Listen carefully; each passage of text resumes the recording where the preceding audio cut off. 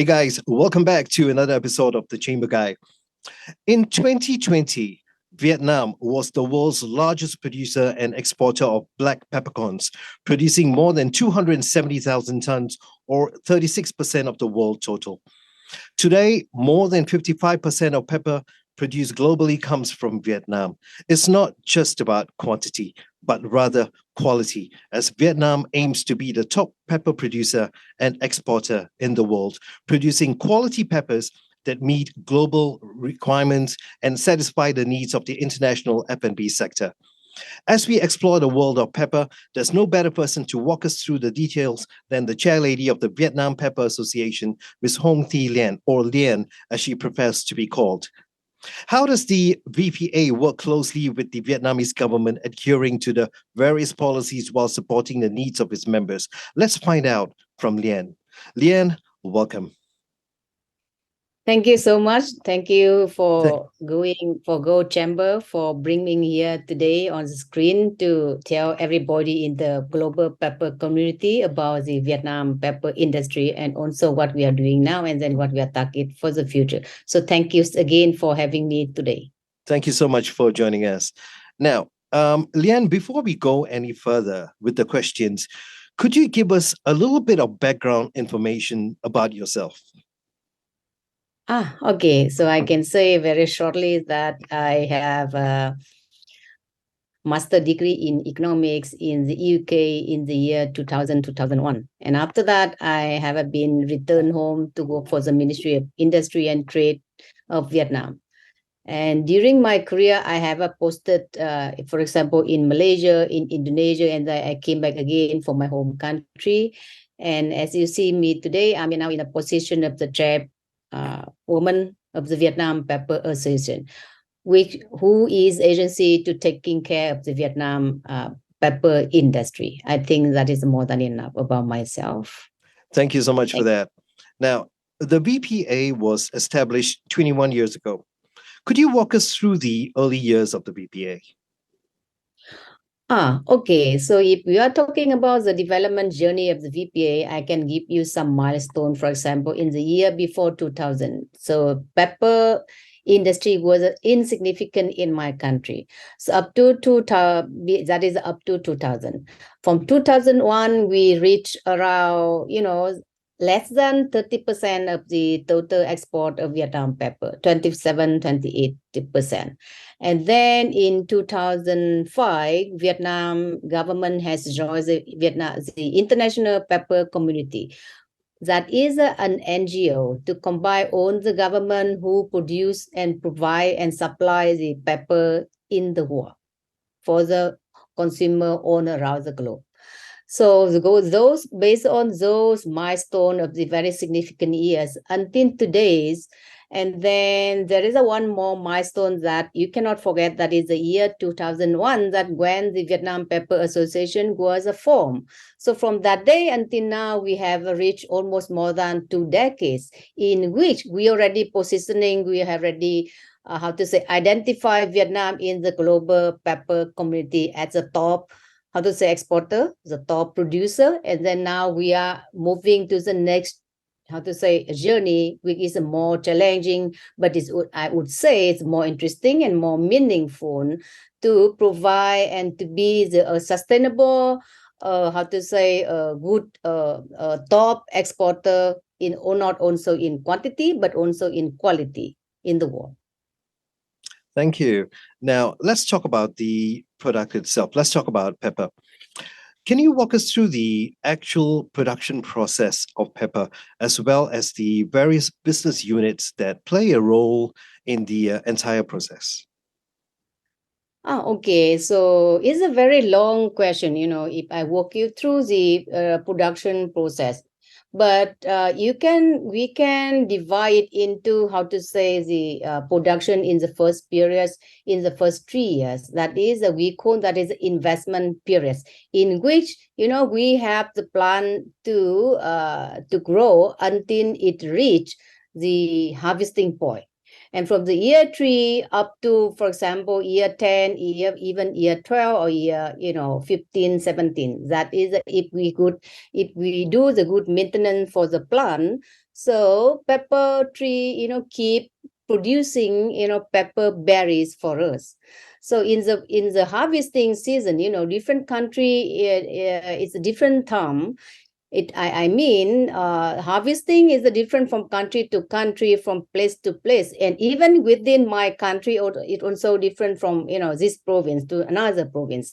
But you just remember that when we harvest, it should be in the spring. It's a dry season because we need the sunrise to help us in the production process. When we plant the tree, we need to do that in the rainy season. It gives us water and rain and moisture of the soil to keep it grow and make it healthy. So for the production of in pepper, we have mainly the first two things, we have black and white. Normally, when you harvest the berries, you can start when it ripe from 5 to 10%. But the perfect ratio of ripening, that is between 25 to 30%. That is very popular term for farmer to harvest. And then after you harvest from the tree, you have a green pepper, and then you just put that on a flat of the background, and then you use the sunrise, it becomes the black pepper. Because you make by the sun, you make it the skin become dry and stick to the starch of the seed. So after 3 or 5 days, depend on the the hottest, the level of the sun, you have a black. And after that, you can have a white. So some country use the green to soak in the water and then make it dry and then become white. Some other method, for example, Vietnam, we use black, and then to put that in the water again to make it, the seed more purity, and to erode the pure of the seed, so it becomes the white. So either way, that would become the white one. So it depends on your practice, and also depends on the quality requirement of the buyer. Maybe you should follow the method this one or method that one. So that is a very briefly about the production and how you make black and white pepper. Also other form of pepper, you have a green, you have a red, you have whatever. So that is a depend on the processing process. But and then principle to make that, you based on the ripeness level of the berries. I can say that is in a short message.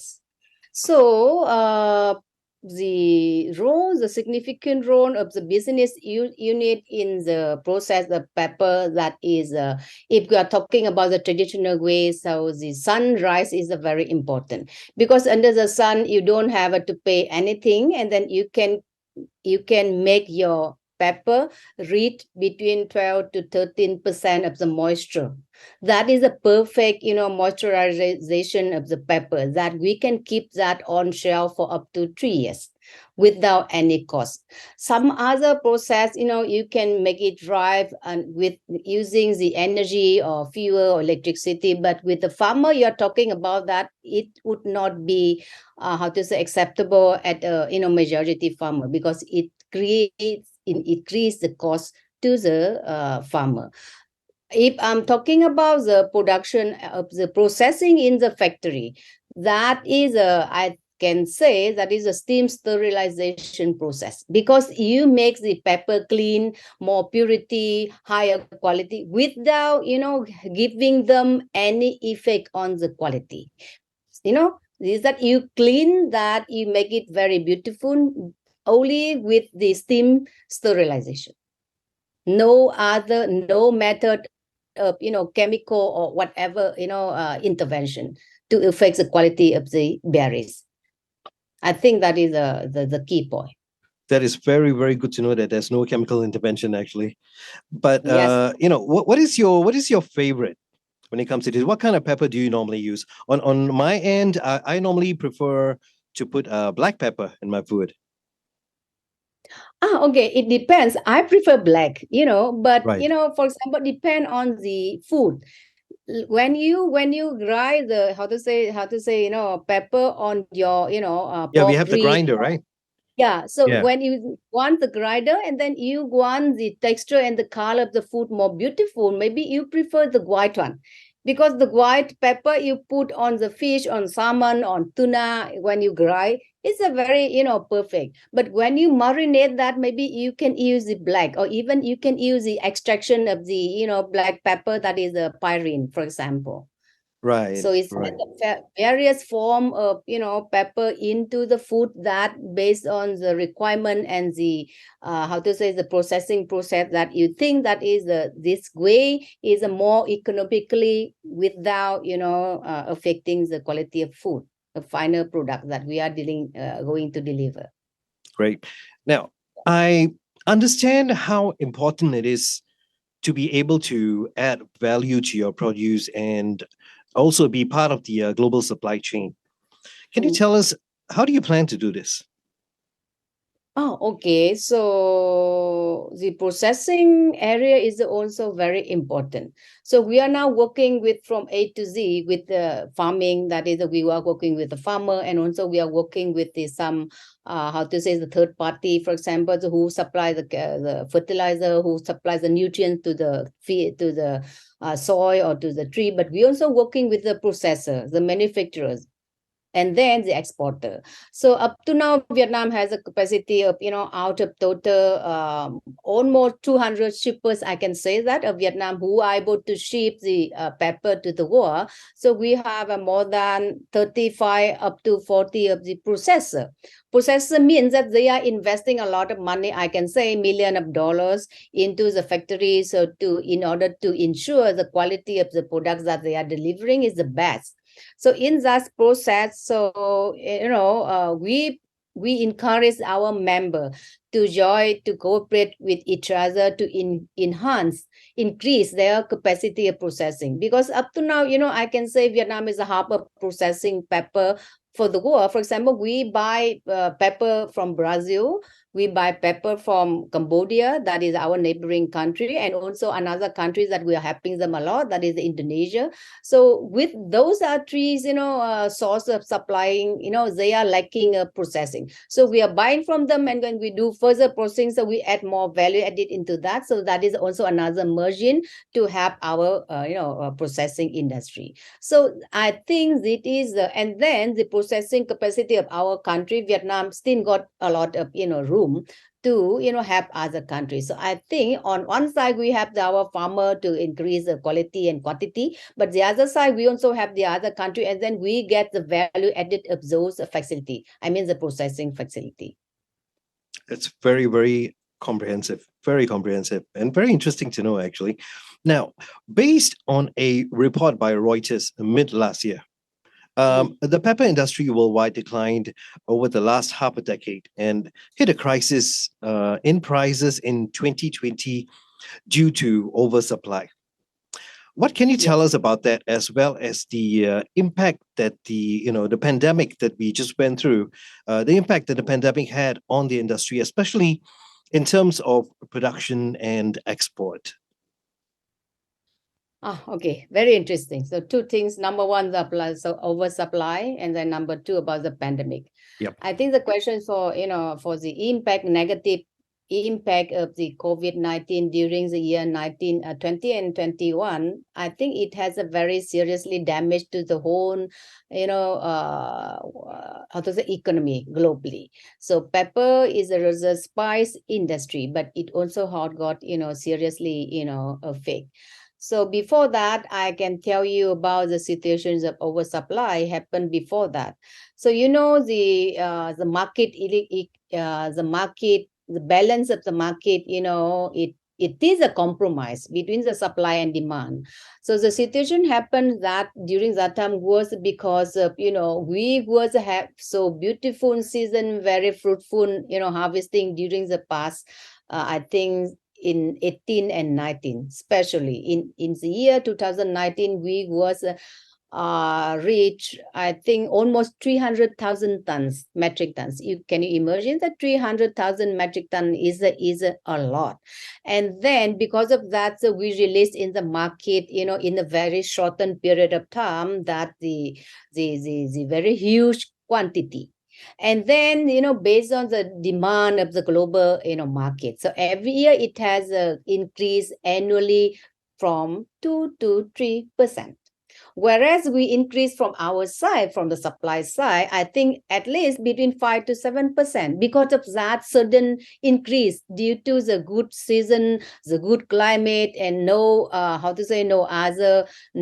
unpredictable, pattern of the climate trend during that year. So that is a situation when you don't have a compromise between the supply and demand. So the new equilibrium of the market was formed in that time. And because of that, the price went down very, much. I can say it dropped, suddenly and dramatically.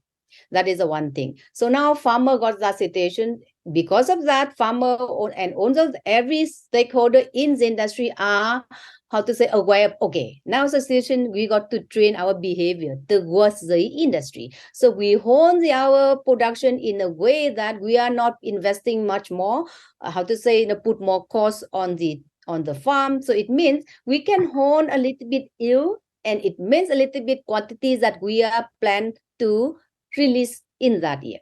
And then 2019 is stopped. And then 20 and 21, no one knows that COVID from the sky or from where. So suddenly, happen and affect own, life and business of the whole country.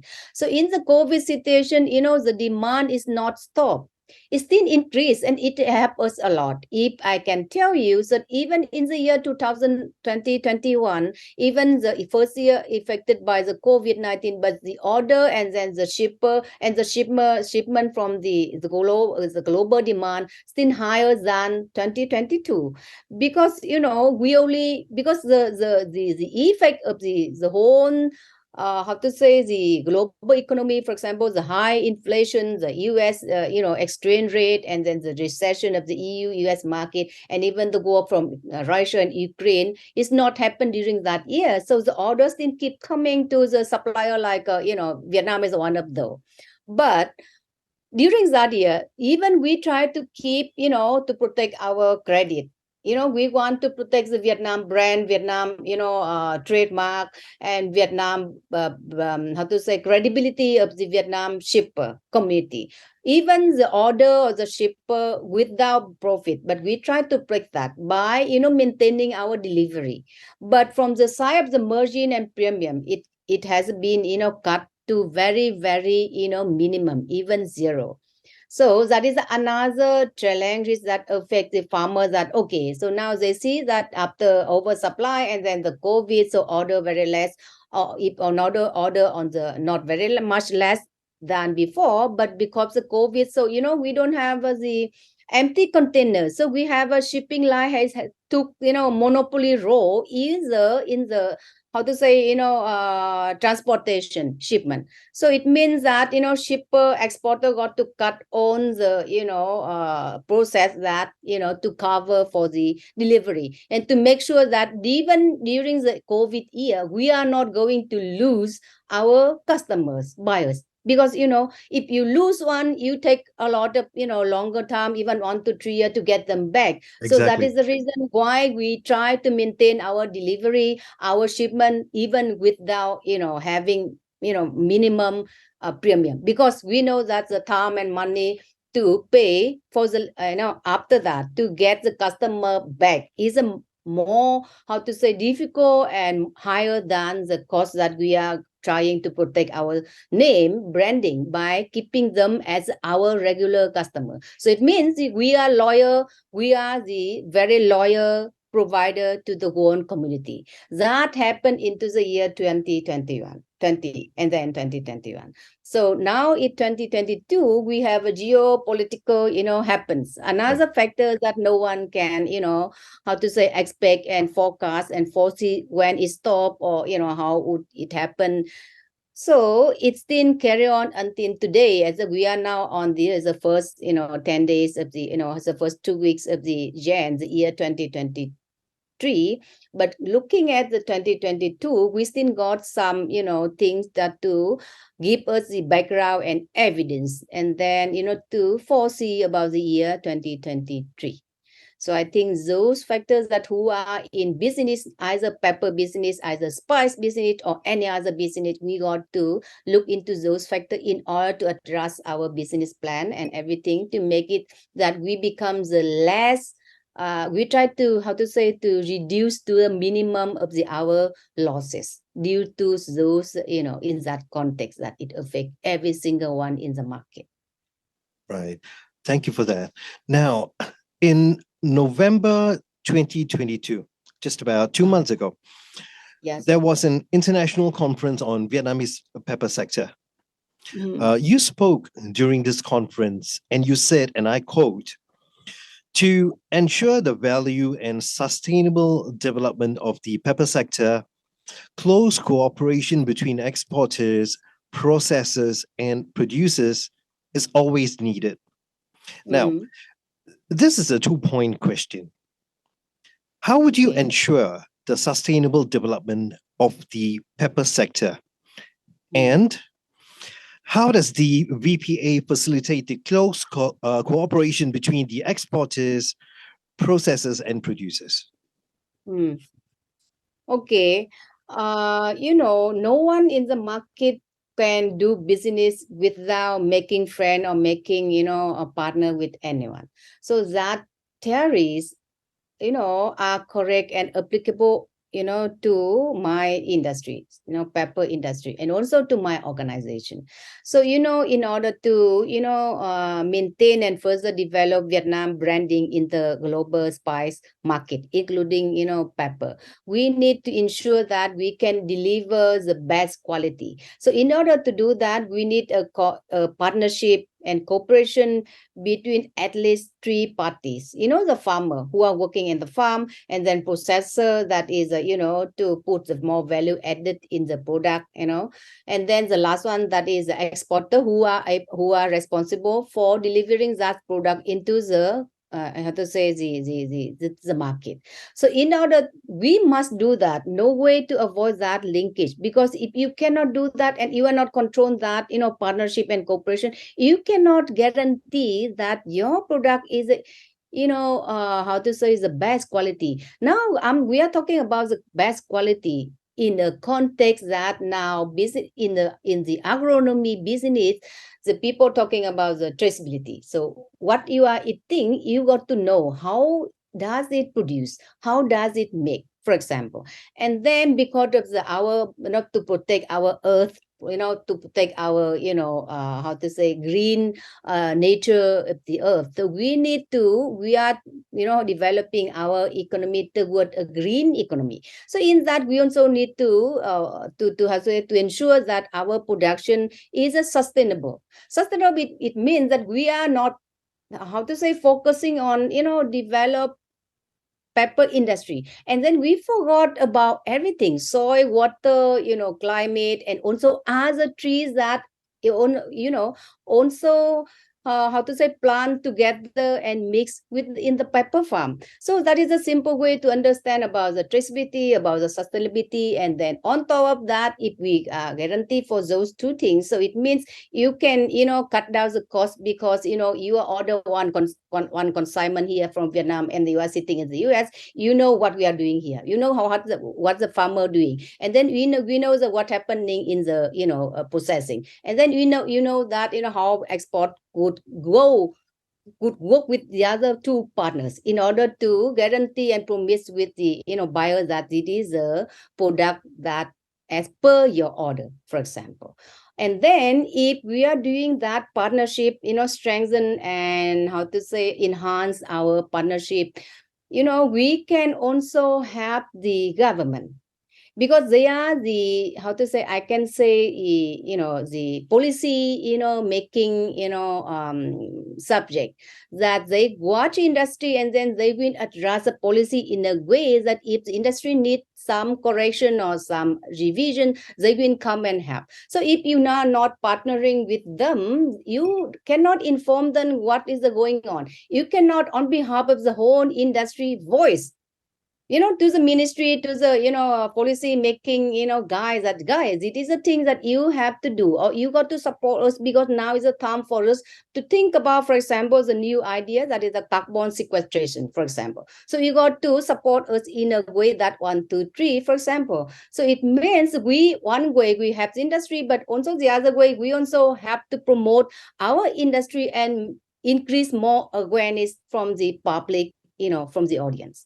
So I think that is the main point, that, the NGO like us, including Vietnam Pepper Association, we are gathering on the member, on everyone who are doing business in the pepper, in the spice industry. And then we make our industry stronger with the support from the government. And so also with the very close collaboration with the government, because we are helping them to deliver that what they are target in the document.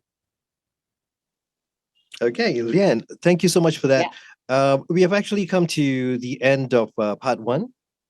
Okay. Now, when we get to part 2, we will look a little bit more closely at the policies laid out by the Vietnamese government, as well as what steps and what strategies are in place to promote pepper globally. Stay tuned.